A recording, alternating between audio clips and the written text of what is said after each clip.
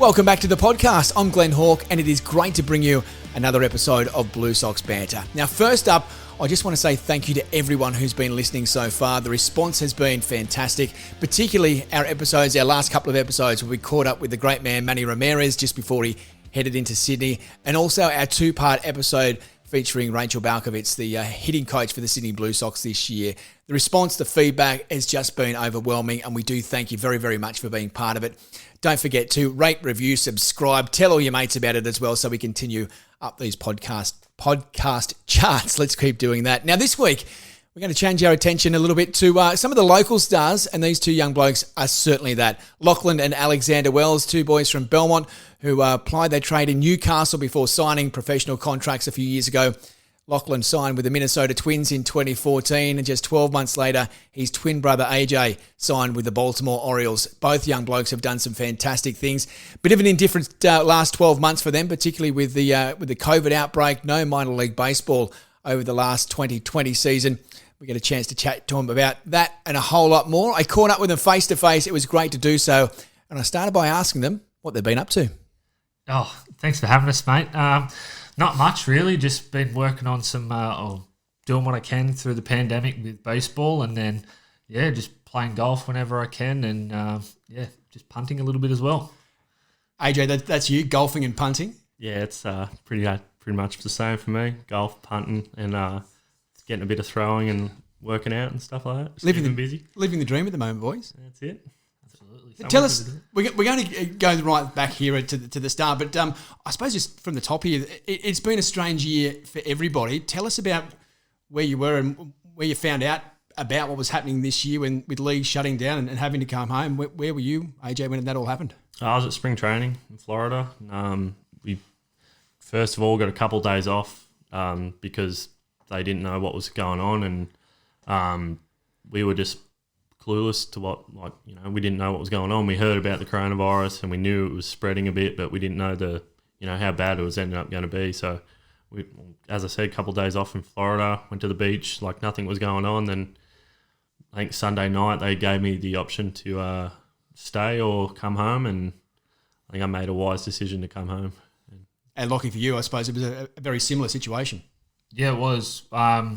We just got done practice, and we were watching. I was watching the MLB Network in my room at the Twins Academy there in Fort Myers, and I wasn't really paying much attention to the game because it was really the only thing on. And then it comes on, and it says breaking news: MLB is suspending spring training. And I was just like, okay, I wonder what this means. Like, we'll probably just be here for an extra 2 weeks, not really doing anything, just playing like inter squad games and not being able to interact with outside fans and stuff. So I was like clueless, as what Alexander just said, clueless to what everything was going on. And then we had a meeting that night saying, "Oh, this is what we're going to do." We had the next day off as well, and then by 6 o'clock that night, we were getting flights and packing our bags and heading home.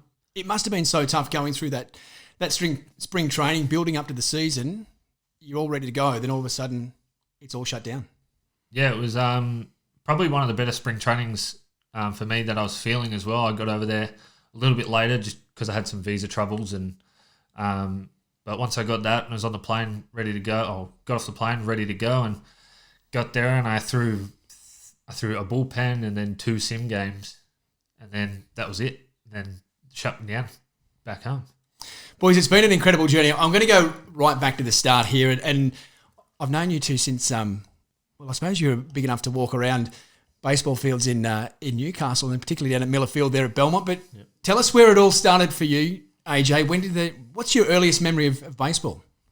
Watching it on the TV at home. First of all, like we were playing cricket like every other young kid in Belmont was at the time, and we wanted to do something different during the winter months just to keep the arm strength up for cricket. And we tried baseball, went down to a come and try day at Miller Field, and started there and never looked back. Yeah. And Lockie, was it obviously the same for you? But do you remember, those first couple of games? You obviously took to it fairly well. Yeah, well, we were playing T-ball, so it wasn't really like pitching and all that type of stuff. It was just hitting off the tee and being able to play the positions and do all that. But it was lot of fun, and obviously enjoyed it enough to keep coming back year in, year out, and rest is history. You were always a pitcher? No, a pitcher and outfielder. I like running around the outfield and making catches and stuff like that, but when guys started throwing a little bit harder and hitting was not an option anymore.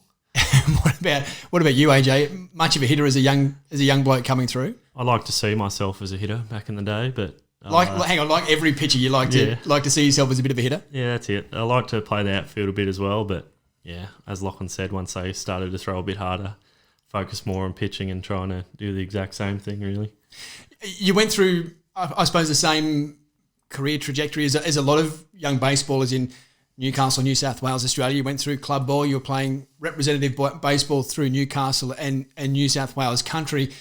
Do you remember the first time that you kind of thought, or there was a bit of interest in you to take your career a little bit further in baseball? Yeah, down in the under-16s nationals, like our first year, under-16s, we developed a little bit of interest from scouts and stuff like that.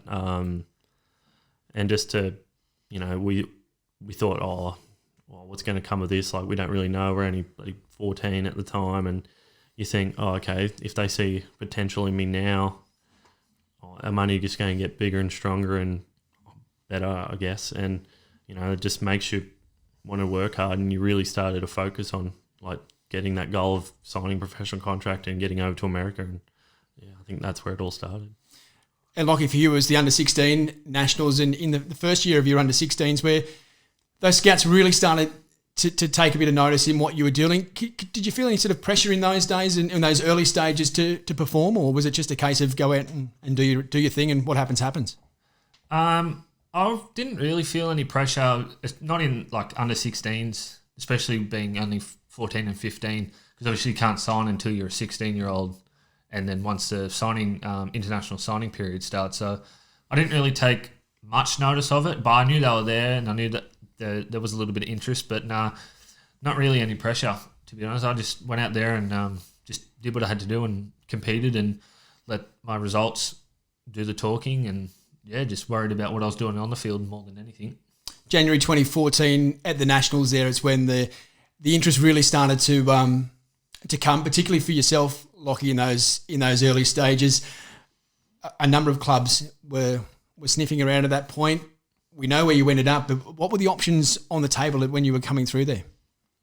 So in the Nationals there, their first year under-18s at Canberra, I pitched the first day and then got told that I had to go and have a shower and put some nice clothes on, and we're going out for lunch with one of the teams, and I was like, this is interesting. Didn't think much of it then. I was just like, free lunch.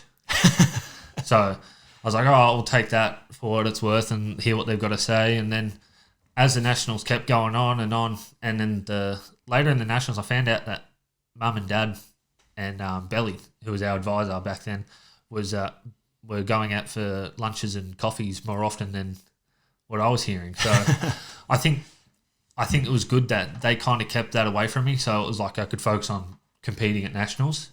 And then, just through the next 6 months, going to the Australian Academy and then coming back home, had the Twins really interested in me. And then there's a couple other teams in the background as well that obviously still gave thought to, but just ended up signing with the Twins. What was the motivation or the reasoning behind going with the Twins? Well, they had a lot of Aussies have gone through the Twin system, and I thought, a lot of guys have had success with the Twins. I was like, I thought to myself, here's a good opportunity to give myself the best option, best foot forward to making it to the big league. So I decided to sign with the Twins, and then having those guys over there as well was one of the big things as well. Having guys like Todd Van Stensel, Lewis Thorpe, Josh Geyer, all over there being able to help me in those first couple of months of Pro Ball, because obviously nerve-wracking experience going as an 18-year-old, leaving home for the first time and going to America, big city. Did you speak to those guys before you signed? I wouldn't say I spoke to them a lot about it, but just little conversations here and there, like with Josh Geyer at Blue Sox practice, and knowing Todd through playing in some other teams and at the Blue Sox as well, like we always used to just have some small conversations, but never like anything in large and into detail. So, but no, always any time I had a question, always ask them. So it helped. I was very fortunate to be there in that day in August in 2014. We were at our old baseball headquarters at Belmont Sportsman's Club with Howie Norsetter there, the scout who picked you up, and you signed that professional contract, and a fairly healthy one as well. Mm-hmm. Do you remember the feeling when you put pen to paper that day? Well, the start of the day I was nervous. I was very nervous. I didn't know what to do. Like I didn't know how to act and all that type of stuff. But no, once I put pen to paper, it was like a bit of a relief, because knowing that all the hard work that I had done has got me to that point was like just a big relief to get it done. But obviously knowing that the hard work's just about to start again. So it was a day of mixed emotions. Yeah. But no doubt very excited as well. Oh yeah, very excited, yeah. And AJ, tell us, with you, obviously you guys took a very, very similar path right through your junior baseball, through representative levels. And at that point, Lockie was getting a lot of interest there from these organisations. Mm-hmm. How was it for you coming through? And it really just wasn't your time at that time. Yep. How was it for you going through that process? It was a bit tough, to tell you the truth, like seeing Lachlan get all this interest. And, I mean, I'm doing the same thing as him, throwing strikes, getting guys out, and just not with the velocity at that stage. But it was a bit tough, but in the end it made me more hungrier to go out there and compete, and, just did my thing. Tried to, I was very supportive of Lachlan when he signed and stuff like that, doing the twin brother thing. But as soon as he got over there, to America, I just started to, I was more focused and more, competitive really to get out there and get a contract myself. So probably made me a better player in the end, watching him go over and making me just want to do it even more. Lockie, you went over there in the start of 2015. As you said, you'd only just turned 18. You'd never lived out of home. You'd probably never been on a holiday without your parents before. How did you find that, firstly, the big move over there, and really you're thrown into the deep end? Yeah, it was pretty interesting travelling halfway across the world all by myself for the first time, and then getting to Fort Myers Airport and having some guy that I've never met before pick me up and then drive me to the academy. Yeah, it was nerve-wracking. I was like, another day of mixed emotions. There was nerves. I was scared a little bit, obviously. But once I got to my room, it was all right. I called family and told them I arrived safe, and Mum, you can go to bed now. I'm all good. But no, those first couple of months, it was just different. Like trying to acclimatise myself. Obviously, going to Florida for the first time, and then just getting to know everyone, and then just trying to be a professional athlete all in the same time. It was weird, to be honest, really. First couple of months, it just felt like a blur until I really got settled and got comfortable. So when you first went over there, you've gone from a kid from Newcastle who played baseball every weekend, trained a couple of times during the week. Mm-hmm. Now all of a sudden you're playing pro ball, where this is not just a game for you, but this is your life now. Yeah, that was another big thing as well. It's like, if I don't perform here, it's a job now. It's not just a game. Mm. If I don't perform, I'm on the next flight home. So that was another thing that was really nerve-wracking as well. It was just like, that's when I think I did put a little bit of pressure on myself to obviously perform and be the best player as I could. And then obviously you get the homesickness there in the first year, and it was all those emotions again together just made me want to be a better player and just to prove people that I can do it and I can stick it out and prove people wrong. And just went out and just competed like it was a Sunday afternoon game at 2:30 at Mel Field. And you put up some pretty good numbers in that first season. That 10 games, 9 starts, 5-2 win-loss record. It was a really good start to your pro ball career. Yeah, it was. It definitely was a good start. It was a good confidence boost for first year going over there, not knowing how I was going to go and not really knowing what to expect. And then to have the season that I did, and then be able to look back on it my first year, and obviously have that confidence, and then just took that into next year and the rest is history. AJ, Lockie's over there plying his trade in baseball in the pros for the first time. Meanwhile, you're at home still chipping away, and the phone calls started to come and the interest started to come. And I've spoken to, you mentioned Stu Bell before, who's a good mate of all of ours, but I spoke to him during that time when Lockie signed, and the thought process for a lot of people was, AJ's probably 12 months behind. Don't worry about that. He keeps putting the work in. He will eventually get there. And essentially that's what happened. It was probably another 12 months. The phones started to ring. You said that Lockie going over there really drove you. Yep. Tell us about that, where that interest did start to come. It started to come probably a couple weeks after Nationals finished. We went to the Oceania Championships in New Zealand before the World Cup. We won that there, and I had a pretty good game. I pitched 7 innings against New Zealand, and the interest started to come a bit there. Then it went quiet just because of the signing period hadn't started yet, and it started to pick up when I was at the academy again. And then the Orioles really stuck out, and they were really interested. And I had to make a decision to agree to sign the day before we flew over to Japan for the World Cup, and I agreed and had that flight all the way over there thinking about it, and I'm just like, oh, this is sick. I'm going to be a Baltimore Oriole. This is pretty cool. And I'd signed, I think, one of the first couple of days while I was in Japan after my first start over there, and sitting in the hotel lobbies with Mum and Lachlan was there, and with Brett Ward, the Oriole scout, and Michael Snyder, the international guy. It was pretty surreal. I can't say many guys would have signed in a hotel lobby in Japan somewhere, but I mean, I think that's a pretty good story for me. So yeah, the Twins did come knocking as well, and there was certainly an offer on the table for you to go to the Twins, and really it was the promoter's dream, wasn't it? The Twins from Australia both ending up in the Minnesota Twins. Yeah. But why the Orioles for you? Why not the Twins, and link up with where Lockie was as well, and why the Orioles?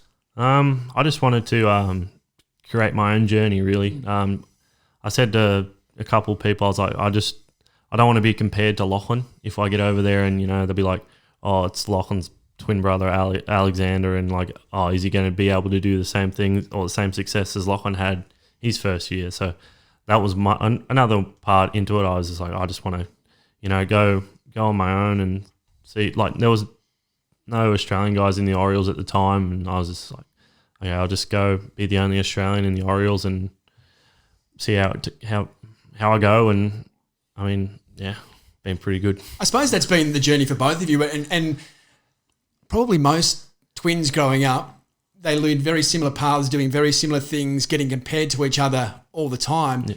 But this was the first time that you really had a chance to create your own destiny and your own identity. Yep. Yeah, I got over there, and like a couple guys recognised me. They thought you were Lachlan. They thought I was Lachlan, and I got traded over from the Twins and stuff like that. And I was just like, no, we're twin brothers, like basically identical twin brothers. And they were just like, oh, that makes perfect sense then, because you bloody look alike. And I was like, yeah, pretty crazy. And I was wait till you see us together side by side. And I think in spring training in 2016, Lachlan travelled up to our spring training complex, and we were just there outside having a chat, and everyone was just like walking past, like double taking, and I'm just like, oh God, what are you guys looking at? We're just identical twins, like in a baseball uniform. It's not you guys are wearing a baseball uniform the exact same. So I mean, it's pretty cool that we could confuse guys, and yeah, it was awesome. You mentioned about that twin thing, and I need to tell a story that the three of us actually played on the same team together when you first turned. You were 15. You were still playing first year under 16s, and at that point, you weren't allowed to play any higher than third grade in Newcastle baseball. They were the rules, and you were both pitching and fairly well dishing it up on Sunday mornings at Miller Field. Now, I remember this particular day playing against Mayfield Boomerangs. I'm playing at first base, and I can't remember which one of you started that day. I think it was me. Yeah. So AJ, it was you starting, and you've come up, and you were just sitting down hitter after hitter as a 15-year-old, and one of the opposition players from Boomerangs was blowing up. This kid shouldn't be in third grade. He should be playing higher, and he just kept going on, and he just kept getting struck out. He got struck out twice. Pitch limits were up, so we've gone to the bullpen. So I said to this particular bloke, Neil, I said, Goffo, good news. the pitcher you're complaining about, we're getting rid of him. He said, it's about time too. I said, there's only one bit of bad news as well. He said, what's that? So we've got another one coming on. He looks exactly the same as the last one. So then you, Lockie, then end up turning up and striking him out a couple of times as well. But the whole twin thing, it really was, as you say, it's been a phenomenon as much for other people, but for you guys, that's just the life that you've lived. No big deal, Lockie. Nah, not at all. It's good. It's, being a twin, people say, how do you do it and all that? And I was like, well, especially in the sport of baseball, we need to throw every day. Got a throwing partner. Yep. When you want someone to catch the ball for you, got someone to catch the ball, and then someone to compete against every day. Same thing, day in, day out. And you've continued to drive each other through this whole journey, haven't you? Absolutely. Whatever he does, I want to beat him. And exactly the same. And when you signed AJ, you knew exactly what Lockie signed for. Mm-hmm. Is there any truth to the rumour when they put a figure on the table, it was exactly the same, and you asked if your contract could be 10 cents more? Oh, yeah. I said as a joke, but I think I ended up getting the 10 cents anyway. He gave it to me and just in my hand. I was just like, okay, there's extra 10 cents more than Lachlan got. So forevermore. Yeah, that's it, forevermore. It's in the bank account now. And let's your first season with the Baltimore Orioles in 2016. 2016. Tell us about your first foray into professional baseball, again, going from that kid playing weekend baseball in Australia. Obviously, Lockie told you a lot about it, what to expect, but you really wouldn't know until you're in there doing it yourself. Yeah, I went over to spring training, nervous as anything, like Lachlan was. It also helped that Lachlan had already been over there for a year, so he could tell me what was going to happen and stuff like that. But I got over to spring training and, fresh 19-year-old from Australia, not a big guy, not the biggest guy in the room, probably one of the smallest guys in the room. At 6'1", mind you. Yeah. Still one of the smallest in the room. Yeah. I wasn't really that big weight-wise. That would have been no chance, but anyhow. Yeah, I didn't throw much in innings-wise in spring training, so they sent me to extended, which I was expecting anyway, and I had a really good extended spring training and went up to the short season side up in Aberdeen in Maryland. Went up there and pitched pretty well there as well. So I had a really good first year, and I think it's boosted. As Lachlan said, you got that confidence to go out and you can just go out and pitch and not have a worry in the world when you're all confident and stuff like that. So I had no issue with confidence and stuff. Yeah, so I was really looking forward to going back each time and getting out there and getting to pitch. So it was good. Does good form give you confidence, or does confidence give you good form? I think if you pitch good, you get that confidence, but you don't get yourself on a too high of a level because baseball humbles you pretty quick. So you just got to keep that even keel, and it also helps too. I feel like if you're pitching well, it makes the season go a bit quicker, and you tend not to get really that homesick because if you're in a slump and you're struggling a bit, you're going to start to get upset and you get a phone call from mum and you just, all the emotion will come out. And so to be pitching good, it's just, you get that confidence and it's like riding the wave, really. Tell us about that. It's an incredibly long season and 162 games in the major leagues. It's still 100-odd game season in the minors as well. Like, as we said, this goes from a game that we play once a week over 6 months of the year to an absolute grind. Tell us about that kind of middle part of the season when you're kind of doing this day in, day out now, starting to get a bit fatigued. You might be losing a couple of games. How do you keep yourself up? How do you keep yourself motivated for that next game and really for that next pitch, that next innings, that next hitter? No, I try not to focus on baseball once I leave the field. That's a big thing for me. Like once I step out of the clubhouse, that's it. The game's done. Like it doesn't matter what happened, and that's it for me. And but yeah, you get on those buses and at 12 o'clock at night, and you got a 8-hour bus trip. You don't get in until the next morning. Like you're tired, and like some of that starts to kick in, and it starts to wear you down a little bit. But whenever you get the chance to get an off day, you just don't do anything baseball related. You just mellow out, go play golf, or just even stay inside all day and just watch TV, just to relax and take your mind off it. And once you go back the next day, you're refreshed and you start to get like a second wind or, just clear mind. Lockie, AJ just mentioned about the bus leagues, and we watch movies like Bull Durham about minor league teams being on the buses and travelling around the countryside.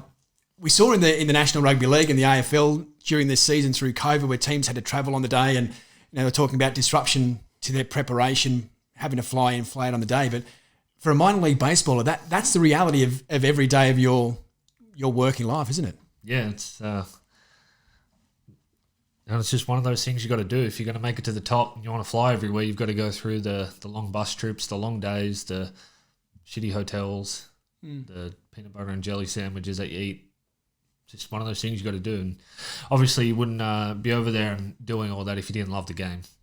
So, I mean, it does suck sometimes when you get to like the middle of the season or the later part of the season. The next thing you know, you got a 10-hour bus trip, and you don't want to do that. You don't want to get on the bus, but you just got to do it. You just got to get it done. And then, traveling on the day that you've got to play does suck, but just one of those things you've got to do. And the way that you prepare once you get off the bus, obviously, is going to tell you how good you're going to play that day, or if you're playing. And pitching after bus trips is definitely the worst thing you can do. But, I mean, it's just one of those things you've got to do. Yeah, try. I suppose it's like getting on a bus in Sydney, driving to Melbourne, or get on a bus to Melbourne overnight. Try and function as a human being when you get off at the other end. But you guys have got to get off the bus, get the kit on, and prepare to pitch. And it's a real cutthroat world in minor league baseball. This might be a season on the line. This might be a career on the line.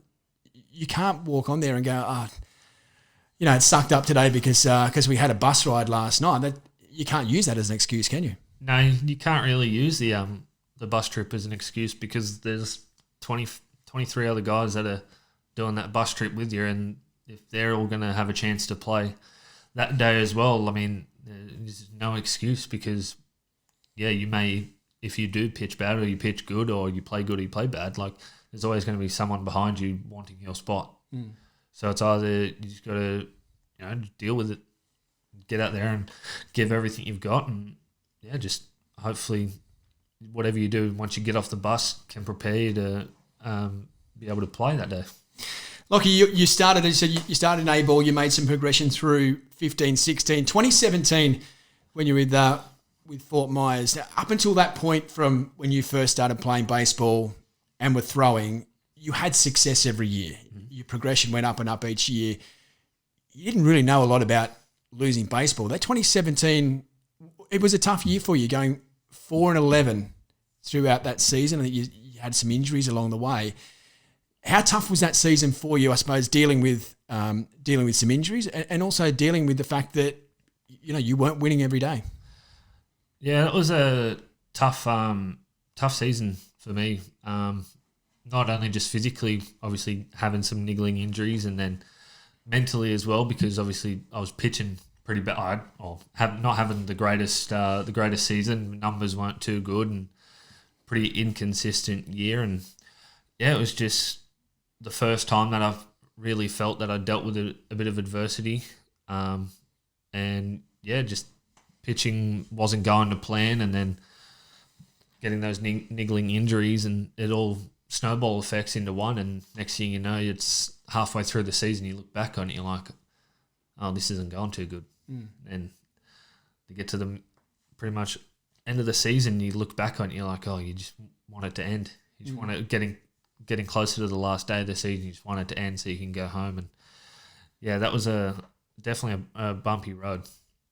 A quick time out for those of you who are watching this on YouTube. Now, unfortunately, when recording this one, we had a bit of an issue with one of the cameras. So we've decided for the rest of this YouTube video, we would just have, just audio. So please keep listening to the rest of this interview with Lockie and AJ. Yeah, I said mentioned you had some arm injuries as well. Tell us about those injuries, and which led to some surgery for you as well. Yeah, so in 2017, I was pitching actually, and my family was over in America watching me, and then I thought it was a little bit sore, a couple of starts leading into it, and I was like, oh, I think I'll be all right. Family's coming into town. It'll give me a little bit more confidence, and I'll go out there and everything will be fine. So I get to that day and arm's not feeling too good. I was like, all right, I'll just pitch anyway. Family's come all this way to watch me pitch. I'm going to pitch. Get to about the third or the fourth inning, and my arm just started to ache. I had some problems there, so I came out in the fifth inning and went and told the trainer. I was like, yeah, I think something's wrong with my arm. Like, I'm in pain. Every time I threw the pitch in those last two innings, I was hurting. And he's like, okay, we'll take you into the clubhouse and we'll do some tests on you just to do further a torn UCL test, some manual things that they do. Went there, he said, no, everything seems to be all right. And then, just went to the doctors the next day and got MRI. Everything came back clear. So I was like, okay, maybe it's just little stiffness. It was the first time I've thrown probably this many innings back-to-back years ever. So I was like, all right, couple weeks off should be good. And then went back over to the minor league side and stayed with the extended guys for a little bit, did some rehab, got my arm back to where I thought it was good, just finished out the season. And then, it was the next year's when surgery hit, had Tommy John surgery, a lot of MRIs, a lot of doctor's appointments, a lot of rehab, and then finally surgery. So it was a bit of a pain in the ass. Had it took 6 months to get the surgery, because obviously if I had got it 6 months earlier, it would have been better. But obviously, I don't know, just one of those things happens. So you're talking about when you were going through 2017 when you got some niggles, and when you're playing baseball every day, you're playing that much, you're going to have some niggles along the way. But I suppose it's identifying what's the difference between a niggle and playing, playing fatigued or hurt and being injured. Mm-hmm. And I suppose did you find, was there pressure on yourself or pressure coming from the team to keep performing or keep playing despite being injured? No, I was putting a little bit of pressure on myself, just because obviously the last thing you want to do is be injured and be hurt. And obviously, when I was pitching, I wasn't pitching to my best, and I was definitely letting the team down a little bit there. So I was trying to make up for some of the games that obviously didn't pitch pretty good, and then it just kept getting worse and worse, and my results kept getting worse and worse, and it wasn't good for myself or for the team for me to keep pitching at that point. So that's when I went to the trainer and said, I think we've got a problem. 2018, that pretty much ruled the 2018 out for you. Mm-hmm. I can only imagine how tough that was when this is now your livelihood, this is your profession, playing baseball. You can't do that. Was there any time where you thought, maybe I'm not going to get back from this? Yeah, definitely had some of those thoughts after surgery. Before surgery, I was fine because I was like, okay, good, I can get it healed and then be back in no time. And then you see the program that you got to go through just to get back, and it's a 18-month long rehab stint, and you're like, well, won't be going home anytime soon this year. I'll be here until late November. Be back in first week of January to rehab, or January next year to rehab. And those are the times where you just think, is it ever worth it? Because you do the same thing. It's very day in, day out. It's all the same for the first couple of months. So you like all these exercises. You get to the second week of doing it. You're like, I don't want to turn up to the field today. I don't want to go and I don't want to wake up at 7 o'clock just to go and do these exercises again. Like, this is just not going to be good. And then, just had those thoughts of just, am I ever going to come back? And if I just pack my bags now and leave, everything will be all right. And then in the end, just spoke to some guys about it, and ended up, we had a good group of guys down there in rehab at that time. So it made it a lot easier having a good group of guys to hang out with every day, especially in the training room where it's a pretty morbid place. If you've got an injury, like, you don't want to be there. And just stuck it out, and second half of the season in 2019, I was back with the Fort Myers Miracle. Has it made you a more determined baseballer? Oh yeah, definitely. I've definitely felt more motivated coming back from the surgery, and then obviously made me a better person mentally as well. Being able to deal with a potential career-threatening injury, and then being able to come back from it. So I'm definitely more determined, and I was wishing that we didn't get shut down this year because of the pandemic, but that's it. AJ, for you, it's been a lot more smoother ride through the minor leagues, and it's been really consistent over the last couple of years for you through 17, 18, 19, 24, 25 starts each. You've had a winning record each year. Yep. Tell us about that progress for you and going through those different steps from sort of low A ball through to where you finished up in double A. Yeah, I went into low A in 2017, open-minded, first full season. Just trying to throw as many innings as I possibly could every time I went out there to play. And I had a really good year that year, and tried to do the same in 2018, but probably put a bit too much pressure on myself, going up a level and going out there and trying to, do the same thing as I did the year before. But I've found a bit of a groove in the second half of the year and settled down a bit. And last year in double A, I had a bit of a niggling injury to start the year. I got held back a couple of weeks in spring training with an oblique issue and went up to double A first start.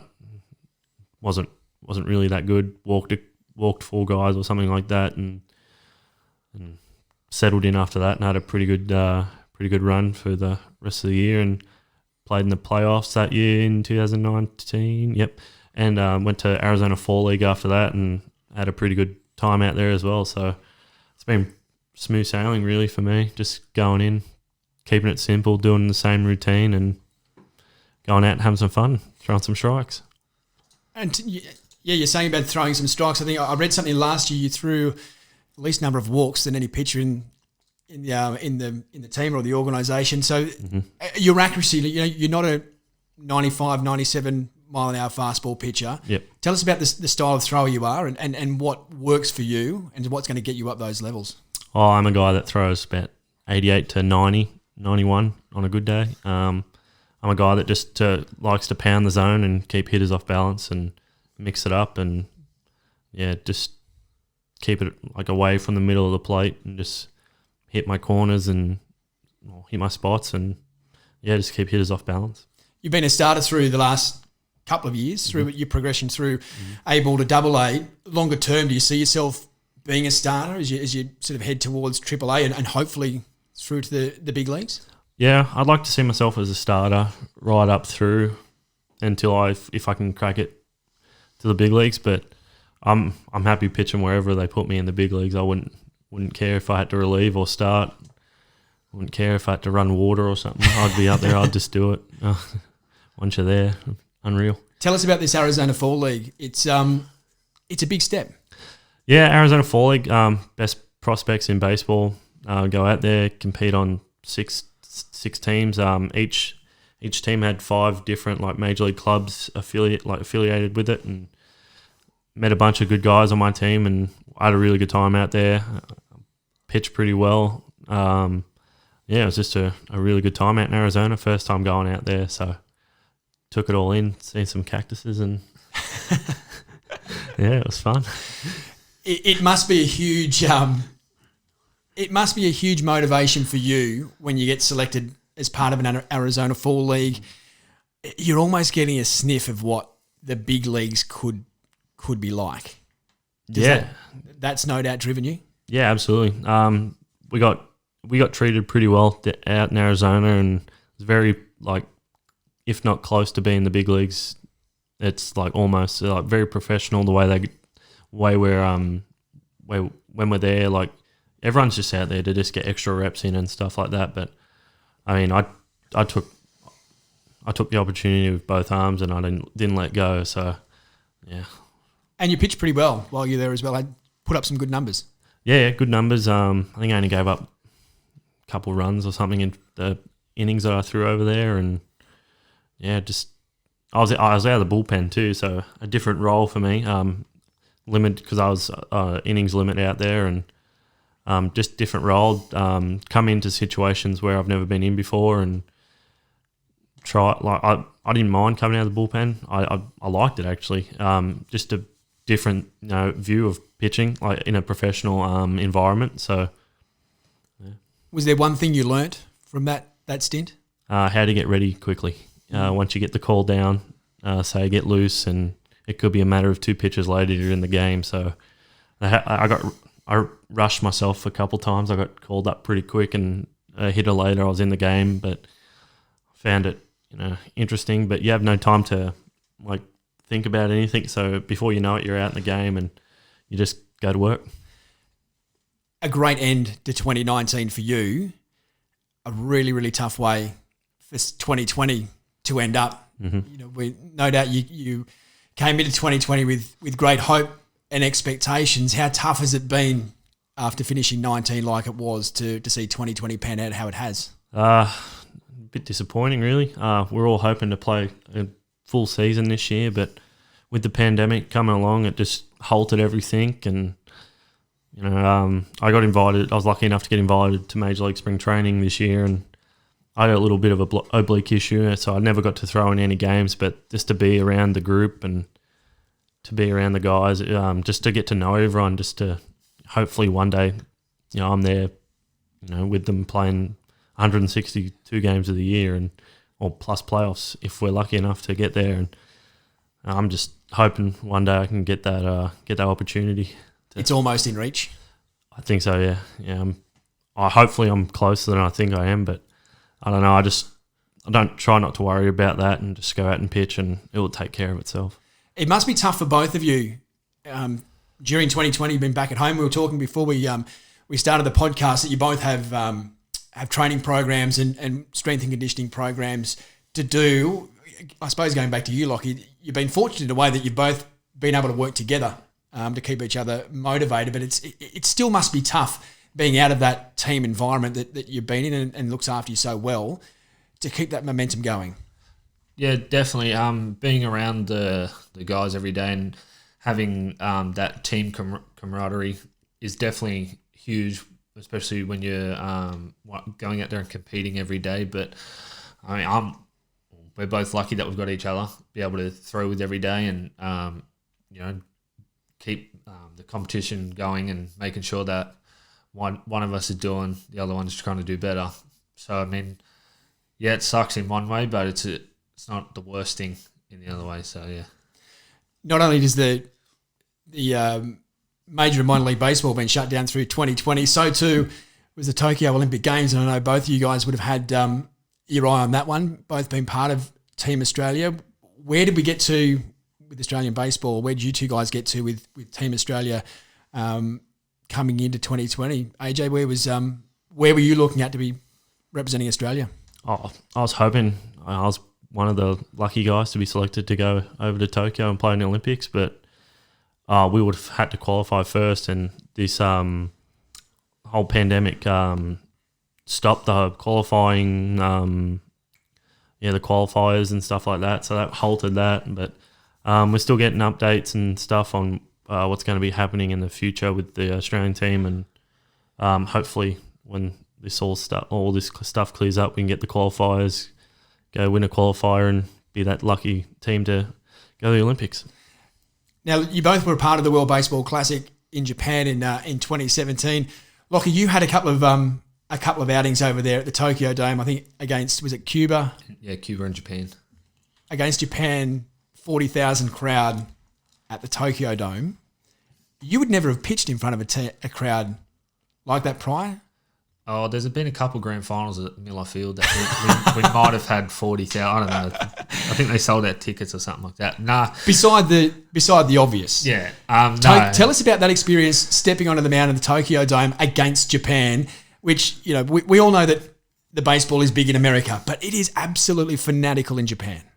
Yeah, it's nuts. Running out, because the bullpen was underneath the stadium or behind our dugout, and I was like, got the call to warm up, and I was like, oh shit, this is me. I'm going out to pitch against Japan in the WBC in the Tokyo Dome. And I was like, all right, just calm down. So I got ready, and on my way out to the field, I took the wrong exit to get out to the field from the bullpen. So that was it was a good start to running out and then walking up the steps. Wait, you didn't end up in the car park or anything, did you? No. Nothing like that. Ended up in the beer stand, actually, grabbing a quick oldie. So running up the stairs too, I was like, oh, just don't trip up the stairs. The camera's about to be rolled and you're about to walk straight out onto the Tokyo Dome. I was like, all right. Once I got out there, I got given the ball and I just took a deep breath and just looked at everything and then just threw my warm-up pitches. And I think I tried to throw the first pitch as hard as I could in my warm-ups. And I was like, all right, don't do that. Don't try and don't be a hero. Yeah, don't need to be a hero. Just got to do my job and get the outs. And once I got the ball back from third baseman, Husey came over to me actually playing first base and just said, yeah, look around and take a deep breath. And once you get set on that mound, just don't look up, look at D-San and just trust him, and you guys will get 3 outs. And that's what happened. I remember that day it's in my mind every time I go out to pitch. I'm like, if I can pitch in front of 40,000 people in the Tokyo Dome, I can do anything. That's as close as you've come at the moment to playing big league baseball. Was it a moment like that inspires you to play on a stage like that every day? Absolutely. That's once I walked out and saw all the people there and all the drums and their chants that the Japanese fans do, and it was nuts. It's just one of those things I'll never forget, and it definitely does drive me to get to that next level and being able to compete every day, 162 games in front of fans like that. Absolutely. Now this season, the Australian Baseball League, hopefully, all things going well, kicking off on the 18th of December. Now, AJ, this is your first time suiting up for the Blue Sox. Both of you must be delighted to just simply be getting on the mound again and throwing in a game of baseball. Yeah, I'm pretty excited. First time playing for the Blue Sox. I get to play with Lachlan. I haven't done that in a few years, so it'll be fun. And just looking forward to getting out on the mound and competing again. It's been a while, but should be good. Do you use this league and this season as much a preparation for going into the next minor league season as anything? Yeah, absolutely. Go out there and treat it like it's a minor league game or a major league game, spring training, or just go out and treat it like it's baseball and go do work and go get outs and get after it. What about yourself, Lockie? I suppose it's the same with you. It's getting the work in is really important, and given you haven't no baseball 2018, 2019 you got back again, 2020, it's been a real stop-start the last few years. Building some momentum is really important for you. Yeah, definitely. That's one thing I'm looking forward to, is being able to compete again, because obviously didn't get the opportunity to compete in the minor league season this year, and that's just one thing I'm looking forward to, is being able to get out there and pitch for the Blue Sox again. Haven't done that in a while, and use it as a stepping stone for next spring training. You've been around it for a couple of years now. Who do you see? I suppose we haven't seen a huge amount with signings and rosters, but who do you see as at this stage as the big threats for the Blue Sox this year? Big threats. I mean, I think we're all going to be competitive together, and there'll be some guys that obviously will stand out. But I think if we all work as a team and we're all competitive together, and if anyone can step up in any situation and get the outs that are needed or drive in the runs. I mean, Blue Sox. There's no reason why every player that puts a Blue Sox uniform on isn't a threat this year. So, and AJ, we've seen a link with the New York Mets this year. Mm-hmm. A couple of real quality signings coming out here to boost the Blue Sox lineup, assembling a very nice looking roster this year that, all going well, could be a real threat to this league. Yeah, absolutely. Buckets and Dobby have done a pretty good job getting that Mets affiliation, and hopefully those guys can come out and compete and be very competitive. And I mean, guys, they got their number one prospect, the Mets coming out, so they'll be good. I'm sure he's going to swing it pretty good in Blacktown, big ballpark. So let's see if he can get one or a couple out. But yeah, no, it's going to be good. A lot of good guys coming out. Got this Manny Ramirez bloke coming out as well. It's pretty handy, I hear. So he could probably be your dad. Yeah, he's old enough. But, what did you make of the Manny Ramirez signing? Oh, I first seen it with when Auckland posted it, and I was just like, I thought, okay, this is April Fool's or something. And I'm just like, okay. But when Dobby said that he got Manny Ramirez, and I'm just like, oh, real deal now. Like, I take Dobby's word for it. He's pretty quick to get on these signings and stuff like that. So, I mean, still, it was a bit of a shock, really, because I was thinking, like, who would have thought? Yeah, who would have thought? Like, you would never expect Manny Ramirez to come out and play in the Australian Baseball League. So, I'm excited just to meet him and say hi and introduce myself, and hopefully he doesn't big league me or anything like that. But well, a couple of the guys who we've spoken to, they've had some Zoom calls with him, and you know, he's mentioned Bucket and Dobby. Their associations with him have been fantastic. Howie and Josh Guy were talking last week that if anyone was going to give him the big league treatment, it would be Manny, but he was the total opposite. Yeah. He was just a great guy who just wants to come here and play baseball and perform well. We've seen on his Instagram account, he's got the blue glove with the Australian flag on it, and the Blue Sox blue. So it's going to be exciting, Lockie, for the whole league and for Australian sport to have him out here. Yeah, I'm looking forward to it. Just not for him to be on the same team, like us playing on the same team together, but for Baseball Australia in general and Sydney Blue Sox and Baseball New South Wales. Like, we're going to have one of the biggest superstars to ever put on a baseball uniform playing for Sydney. And the amount of media and all that, what do you call it? Media, TV deals, and just people coming to the games. Like, yeah, they're coming to see Manny Ramirez, but more bums on seats to watch us, bigger crowd, more noise. We win a couple ball games and you never know. They're going to be there the whole year. So it's definitely going to be a big thing, not just for us, but for baseball in Australia. It's going to be huge. Absolutely. Looking forward to it? Yeah, 100%. Yeah, can't wait. AJ, you're pumped? Yeah, I'm just glad I don't have to face him. Lockie and AJ, it's been awesome to sit down with you two guys. It's been wonderful tracking your progress over the years. It's great to see you doing so well. I probably should let you get back to the golf course. Oh, yeah. Thanks for having us. Yeah, thanks, mate. Appreciate it. Thanks a lot. Well, there they are, two young superstars of this Sydney Blue Sox lineup, Lachlan and Alexander Wells. We cannot wait to see them part of it this year. The Sydney Blue Sox season, which does get underway on the 17th of December, 4-game series against the Melbourne Aces. Get your tickets now, sydneybluesox.com.au. Now, this episode was actually recorded a couple of weeks ago, and since then, if you've been following the Sydney Blue Sox socials, there has been a big development in the career of AJ Wells. Just a couple of days ago, he was added to the Baltimore Orioles 40-man roster. A huge step towards making his dream come true and heading to the big leagues. I caught up with him just a couple of days ago, so just dropping straight after this. A bonus episode, we'll have a chat to AJ Wells about his inclusion into the Baltimore Orioles 40-man roster. Stick around and have a listen to that.